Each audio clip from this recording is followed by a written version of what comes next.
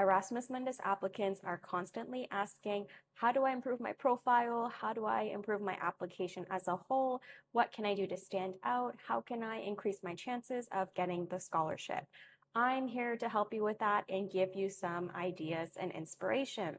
About 2 months ago, I published a video about 10 ways to improve your profile. And that video has over 1,000 views. I think that reflects that applicants know and understand how competitive Erasmus Mundus is. It's not enough just to have a strong GPA or just to have 20 different activities and entries on your CV. It's about the whole package. Selection committees are looking and judging applications holistically, so you cannot just rely on one single thing. This video, I am adding to those 10 ways, so I'm giving you 10 more ways that you can think about, you can take and maybe apply to your own life or to your own Erasmus Mundus journey. So between that video and today's video, you're getting 20 ways, 20 tips, 20 ideas, 20 things that you could possibly do to improve your application. Now, that doesn't mean you need to do all of them, because that would be impossible. I'm just giving some ideas. These are things that I would do and consider doing if I were applying to Erasmus Mundus in 2026. If you have not seen that previous video already, I will link that in the description. Check it out. You'll have 10 of those concrete and tangible things to do, and then you have the ones in this video. So let's get started. I want to remind you first, the Erasmus Mundus catalog.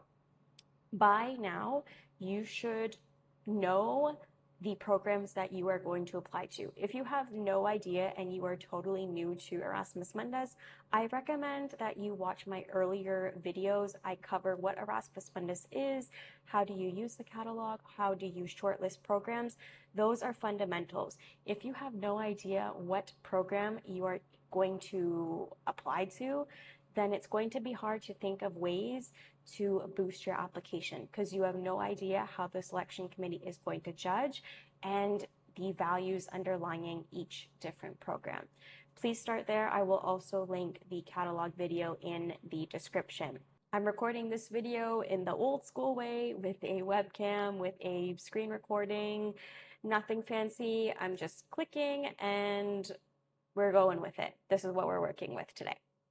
So the first way that you could improve your profile, and this is something I really recommend applicants do, especially now in 2026 and in future application cycles, create a proof portfolio while you prepare your application. So this is going to be a portfolio that you put online and you are going to link it to your CV. In this portfolio or this folder, you're going to put all of the evidence of everything you claim. So if your CV has, for example, certificates or presentations or research posters, publications, awards, maybe you were mentioned in the media, you need to put copies of all that in this portfolio.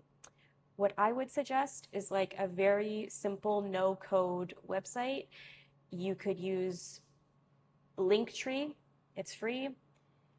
If you want to use Canva, I would think that's a good option as well, or even card.co.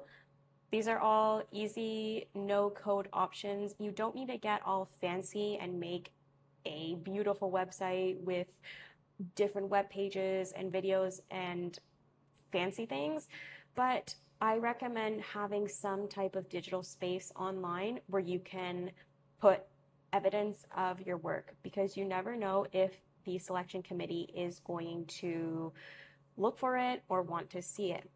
Now, I'm not guaranteeing or promising that they will look at this online portfolio or this online folder, but if you don't have it at all, then it's definitely a zero. They're absolutely not going to look at it.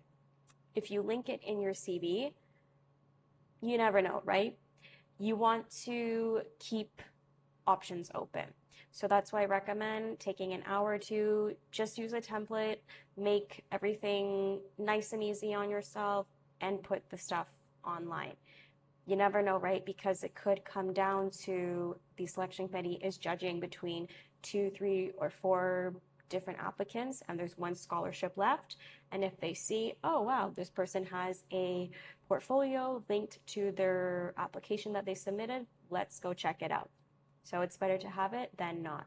And also importantly, this helps you with other opportunities, not just Erasmus Mundus, but if you're applying for like a job or an internship or another master's program, why not have this ready for you? It can only help you.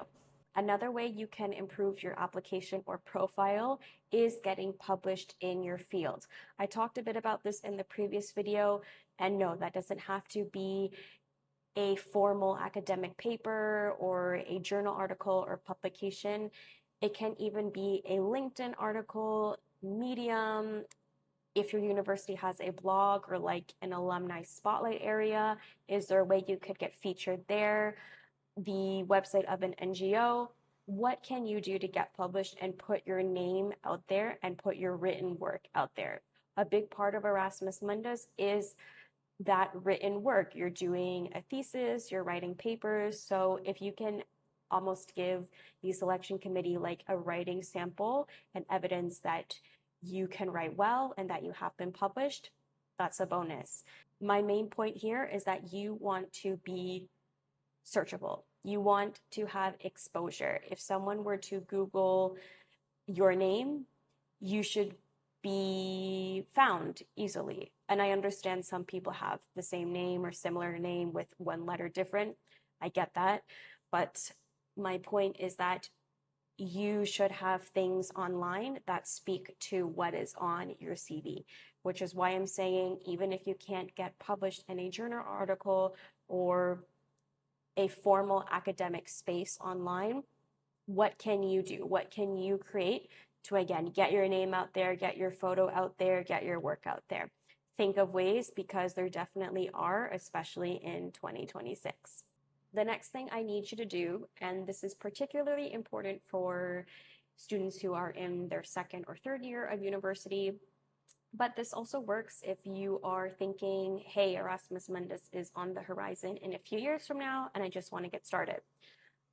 Please, I need you to search for, locate, find, and then apply for fully funded summer schools and fellowships. These are often programs created by universities, governments, organizations that bring different people together from around the world for international learning and networking. I'm going to show you a couple. And now these are not going to apply to every single person.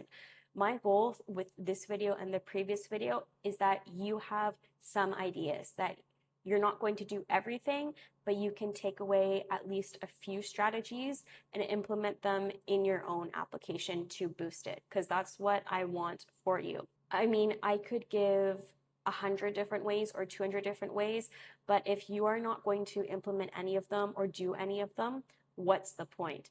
I'm helping you walk to the door, but it's up to you to enter and pass through that door. So once you're done with this video and the previous one, the next thing is to get started. So start with those emails, those phone calls, start reaching out and connecting, because that is how you boost your application. Watching videos about someone talking how to boost your application is not going to boost your application. You actually need to put in that work. One fully funded summer school example is this one from the University of St. Andrews, Blue Carbon Science and Policy. I'm filming this in July 2026, so the summer schools that I'm going to show you are obviously closed because it's summer 2026. But I just want you to have an idea and different examples of things that are out there. And there are many more. It's on you to search for them and apply for them. 2 weeks, you're in St. Andrews in the UK. With summer schools, they may charge a course fee. So this one particularly is about £3,000, but then usually on their website, they'll have a section here that says scholarships, Blue Carbon WWF scholarship. So with this one, the scholarship covers the course fee, so the £3,000 I just spoke about, and then university rates travel to and from St. Andrews, so to and from the UK. This is what I mean by fully funded. So even if the summer school normally has a course fee, many of them do offer scholarships. So check that out because this might be something you want to pursue in 2027, 2028, whenever, if this is your field. Another summer opportunity, it is not a traditional summer school where you are in a classroom getting credits. It's a research fellowship. This one is based in Switzerland. And you'll see here research opportunities. These are the ones that were available for 2026. For future summers, it could be different. This one's also fully funded. If I just look under program structure. So bachelor's and master's students worldwide, it's a 2-month fellowship. And you get a stipend to cover housing and living expenses, and then your travel and visa expenses are covered as well. And then you have accommodation to go along with that. So there we go. That's another summer opportunity. And then another one I found, the Stockholm International Peace Research Institute. So they created one, and it will happen in August of 2026, about a week in Sweden, and 5-day in-person program. The closing date was March 2026, so a few months ago.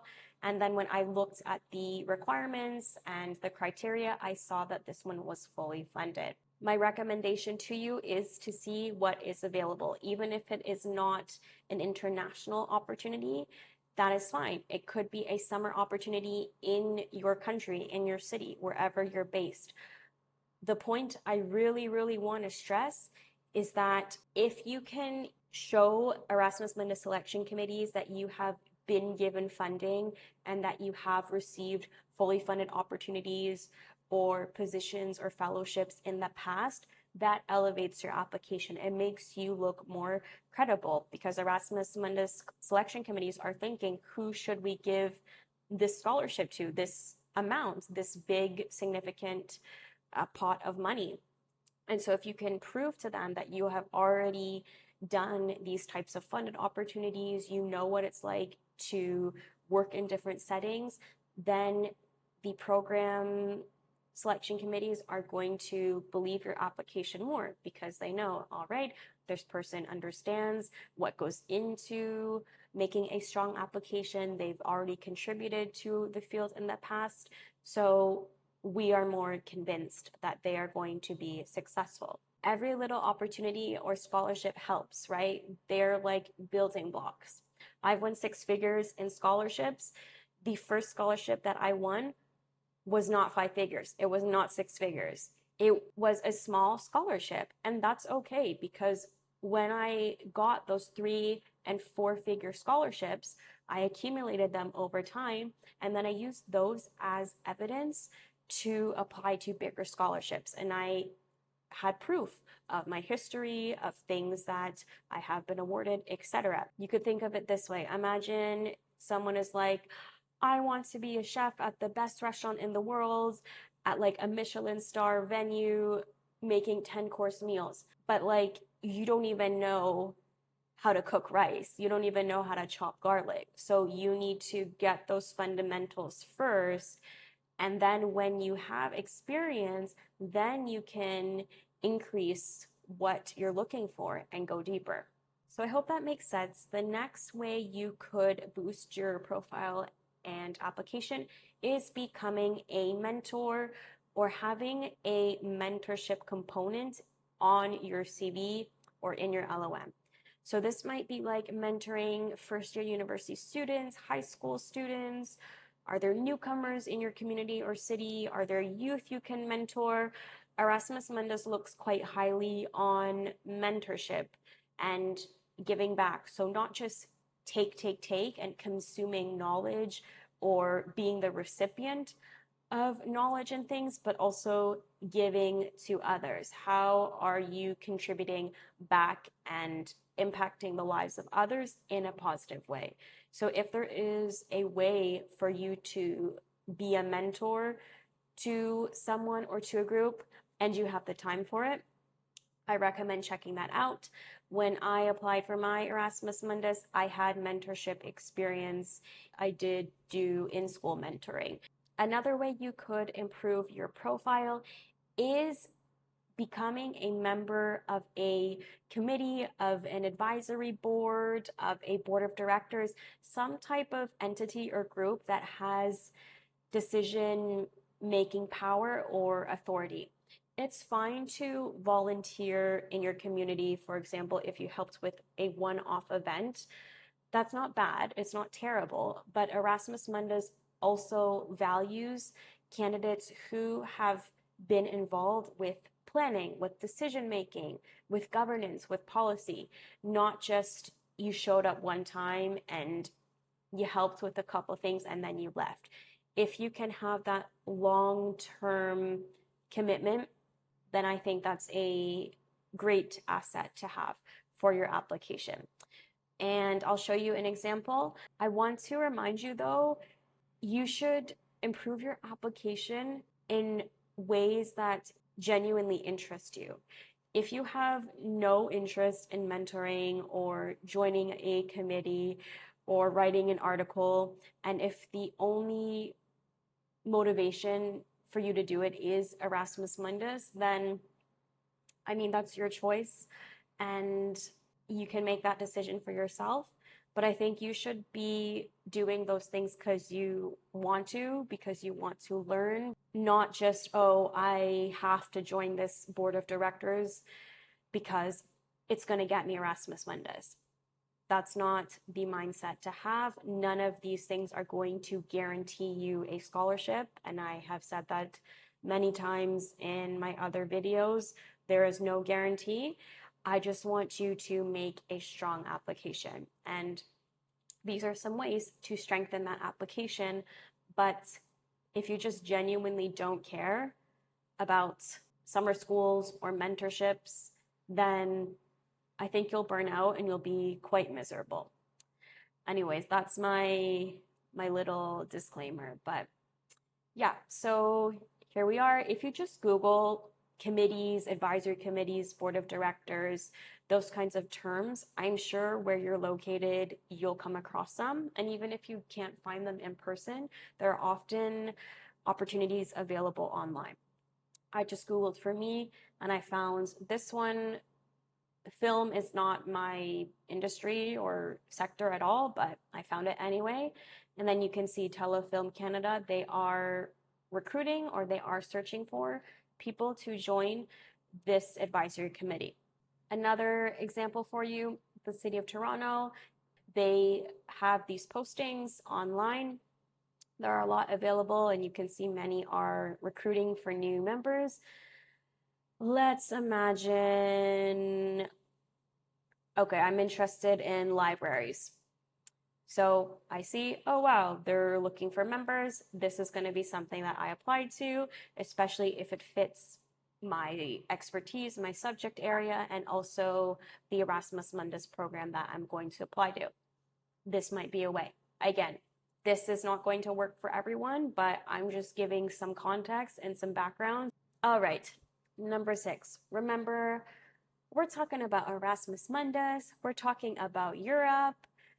This tip is about languages. If you can learn a language and present some type of certificate that confirms your knowledge, that's a good thing to have for Erasmus Mundus. But wait, before you start downloading Duolingo, let me explain.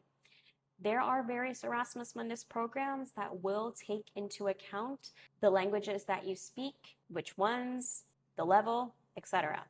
Let's look at Wintour. This is an Erasmus Mundus program, and we can see as part of the key criteria, there is language skills, preferably in the languages of the organizing universities, so French, Spanish, and Portuguese. This means if you can show that you have language skills in one of these languages, that's going to be an asset to your application compared to someone who does not have any experience with any of these languages. And it's not just because these are the languages of the organizing universities. Keep in mind that you're going to be away from home for 2 years. You're going to be moving around. These selection committees want to be reassured that you'll be able to get by and live life, that you can open a bank account, that you can go to the supermarket, that you can do day-to-day things, because it's not going to be in English. So if you can show, oh, I have even an A2 in Spanish or a B1 in French, then that will be a good thing to the selection committee.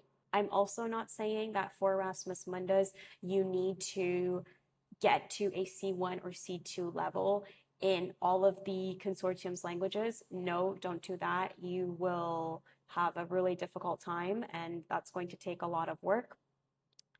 What I think you could do, and this may not apply to you, but for people who already unofficially have language skills, for example, an A2 in Spanish or a B1 in Portuguese, if you have those skills and you have the time and money to take a test, like the formal certification test, that could be something to look into. This program as well takes into account languages. It's the European Literary Cultures program. The selection criteria is online. Look at number 3. Languages, a better evaluation is given to the number of consortium languages already known. So they are allocating from 0 to 20 points. That's just for languages.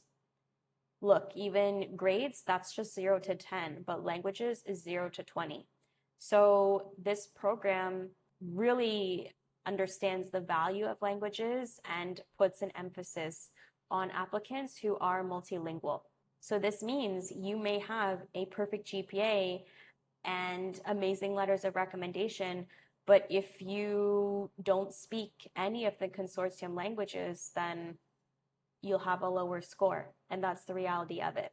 So the takeaway here is, if you genuinely like languages, maybe you have already experience with other languages, and if you have the time and the money, I think getting a certification is going to help you a lot, because we just don't know how selection committees are going to treat or value the language component.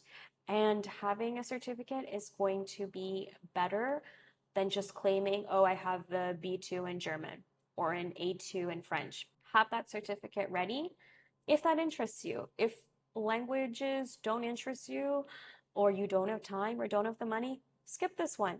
But if you have already taken a few courses in Spanish and you feel you could write the B1 exam for Spanish easily, go for it for sure. Another way you could improve your profile is by joining a professional association. These are all over the place. They're in each industry, each sector, there's something for everyone. It opens doors for you that I think you wouldn't get in just the general day-to-day work environment, at least from the people I know and the experiences that I've had. These types of associations tend to give you different connections and different exposure to very unique people, even people with a lot of power and who have a lot of connections. So if I were in finance, something that I might join is this association, the Young Canadians in Finance.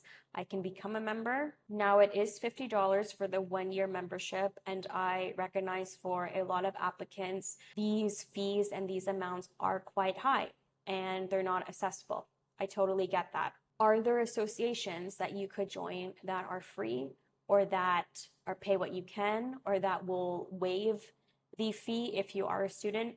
What is available in your community? An association can be really good if you are in your 3rd or 4th year of university. Maybe you're thinking, oh, I don't have a lot of extracurricular experience. I haven't volunteered much. I don't have a lot of work experience. What do I do? An association can be a really good starting point, because often within that network, there are working groups, there are committees, there are subgroups and different spaces within the big associations. So it can be a good way for you to get your foot in, and associations are aligned with the industry that you are in. So you're going to connect with professionals who are also working in the same areas and spaces that you are. Another example here is the European Association for International Education. They offer a young professional membership.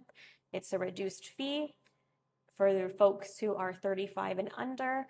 and it's a 2-year membership for 130 euros. If associations interest you, great, take a look at them and see what's available. If you're thinking, yeah, this is not for me, or I'm already part of an association, or I don't have time, or I don't have the money, that's okay too. There are so many ways to improve your Erasmus Mundus application. I just want you to have even a few ideas to get started. If you're like, I want to create my own project, I don't want to join any existing thing, what can I do? This could improve your application. This website is oercommons.org, Open Educational Resources. This is essentially a resource database that people can contribute to. If your sector or your industry, for example, is applied science and you have materials or you have studies or research that you've done, you can add it here. I know a lot of educators have lessons and really interesting materials, so you can add that to this website and contribute to the database. Again, it's about getting your name out there, getting your work out there. It's free to add your work and materials to this website. So if there's something that you have on your laptop that you haven't touched in like a year or two and you're like, what do I do with this? You can add it here. And then once it's live on this database, you can then link it to your CV and then put on your CV that your work is available for anyone to use on this website. All right, 2 more ways to improve your profile. The first one is quite easy and simple. Each Erasmus Mundus consortium has associated partners. So these are businesses, these are nonprofits, NGOs, etc. They do not teach students directly. They're not part of the core academic curriculum, but they may be an internship host, for example. For each of these businesses, partners, whatever, please subscribe to their newsletters. It's important that you know what is going on in their world. So what are these associated partners doing? What are their upcoming projects, initiatives? These newsletters, often email blasts, help you understand what's going on in their world, in their bubble, in their field. It's important that you know what is going on because these might be things that you connect to your LOM. It could be things that you bring up during the interview. So it's important that you are speaking their language. It's important that you know what are the urgent topics or pressing topics that they're trying to tackle. What are their priorities? What are their objectives? Once you have that, then I feel you can craft a better LOM and a better CV because it's kind of like a dance. You want to be on the same rhythm. You want to be on the same beat. If you're over here dancing whatever you're doing over here and the partner is dancing over there, you're not in sync and there's a big disconnect. Honestly, some of the analogies and examples I give are the weirdest things, but they make sense to me. So I hope they make sense to you. And the last thing I want you to think about as you create your application and strengthen your profile is this. If the admissions committee removed my motivation letter, what evidence would still convince them to award me a scholarship?